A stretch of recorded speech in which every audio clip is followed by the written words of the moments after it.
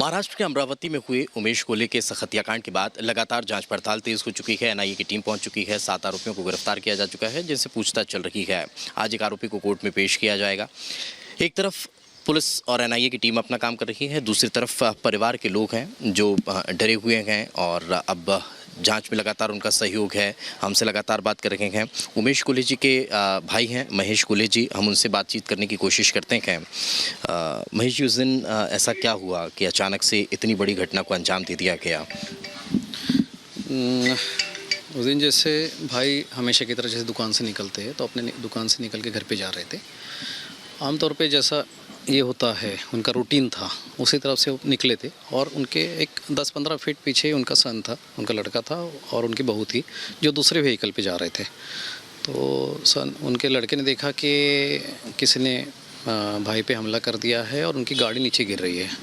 गाड़ी नीचे गिरते टाइम वो लाइट में उसको देखा कि और एक बंदा अपने हाथ में चाकू लेके भाई साहब की तरफ आ रहा है। तो वो एकदम से भागते हुए गाड़ी छोड़ दी उसने अपनी और भागते हुए भैया के पास में गया। तो वो लोग दोनों भाग गए और वो दोनों कोई और एक बंदा पहले से गाड़ी पे तैयार था, उसके गाड़ी पे बैठे और वो तीनों भाग गए। कुल 3 लोग थे। 3 लोग थे उस टाइम में। सब लोग काले कपड़े पहने थे और मुंह पे काला कपड़ा बंधा हुआ था उनका। ये आपकी शॉप से लगभग कितने डिस्टेंस पे है? ये 500 मीटर होगा ज़्यादा। हाँ, हमेशा इसी तरह का अंधेरा और इस तरह हमेशा वही वो एक छोटा रास्ता है, उस रास्ते से ज़्यादा जाना आना नहीं होता है। लेकिन कैसा था, इनका रूटीन ही था उस रास्ते से जाना, तो वहाँ से निकल रहे थे अभी। साथ में पीछे ही उनका बेटा था। हाँ, वो हमेशा साथ में ही निकलते थे, लेकिन वो थोड़ा सा पीछे रह गया और ये इंसिडेंस उसके सामने ही हो गया। जो 2-3 लोग थे वो क्या पहले से कोई रैकी कर रहे थे? पहले से उनका शॉप पे आना जाना था या देख रहे थे? कुछ इस तरह की कोई जानकारी की पहले से वो 8-10 दिन से इस टाइप चीज़ों? नहीं, वैसा बोलना मुश्किल है कि देखिए हम लोग आम एक जनता है, एक आम लोग है, तो हम कभी ये सोच भी नहीं सकते कि हमारे बारे में कोई रेकी की जाएगी या हमें कुछ ऐसा ये आएगा, क्योंकि थ्रेट्स नहीं थे, कोई थ्रेट्स नहीं आ रहे थे उनको, तो धमकियाँ नहीं आ रही थी। तो उस वजह से वो ये भी नहीं सोच सकते थे कि भाई मेरे ऊपर कोई ध्यान रख रहा है और ये है। अदरवाइज़ वो उस गली से ना जाते हुए बड़े रोड से जाते थे।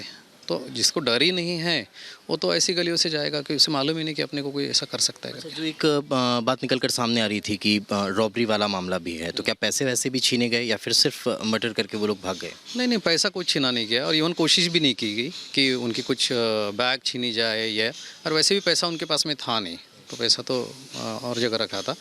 तो ऐसी कोई कोशिश भी नहीं हुई। वो आए और एक यहाँ चाकू मार के जैसे वो नीचे गिर गए तो वैसे वो भाग गए।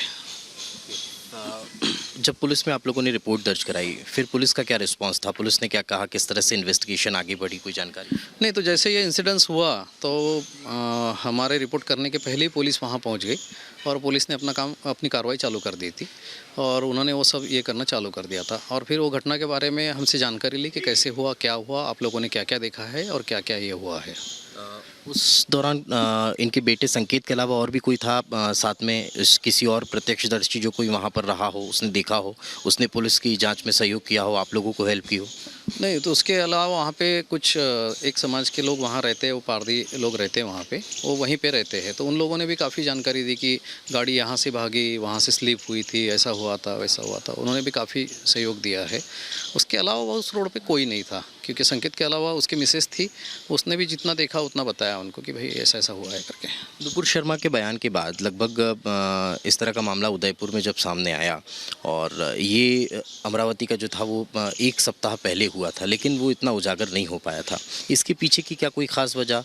कहीं किसी तरह से इसको साइड करने का प्रयास था, ऐसा कुछ था? आप लोगों को इस टाइप की जानकारी? नहीं, ऐसी जानकारी तो नहीं है, लेकिन कैसा है, पुलिस अपनी जांच कर रही थी। तीसरे दिन 2 लोगों को पकड़ा, उसके बाद में और 3 लोगों को पकड़ा और शायद पुलिस के पास में भी शायद कोई पुख्ता सबूत नहीं होगा, क्योंकि देखिए ये मामला बहुत संजीदा है। अगर ये इस तरीके से पुलिस अगर पहले ही बोल देती थी तो हो सकता है उसके कुछ अदर इफ़ेक्ट भी आना चालू होते थे। तो उस टाइम में भी अगर बाद में सबूत नहीं मिलते थे तो उस पर भी उंगली उठती थी कि भाई आपने अगर सबूत नहीं मिले थे तो आपने इतनी बड़ी बात कैसे बोल दी।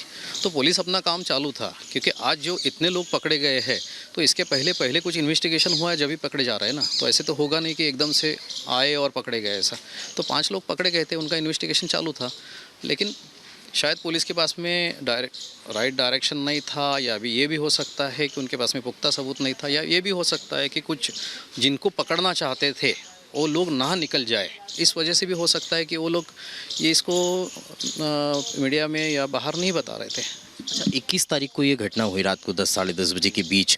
उससे कितने दिन पहले ये पोस्ट की चर्चा हुई थी? वो पोस्ट कितने दिन पहले हुआ होगा, कोई अप्रॉक्स आइडिया?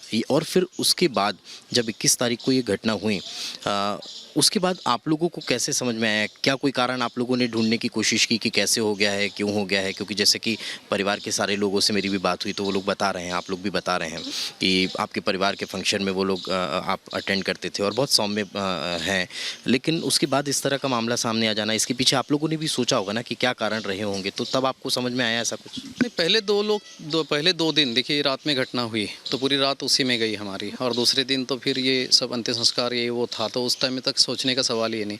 उस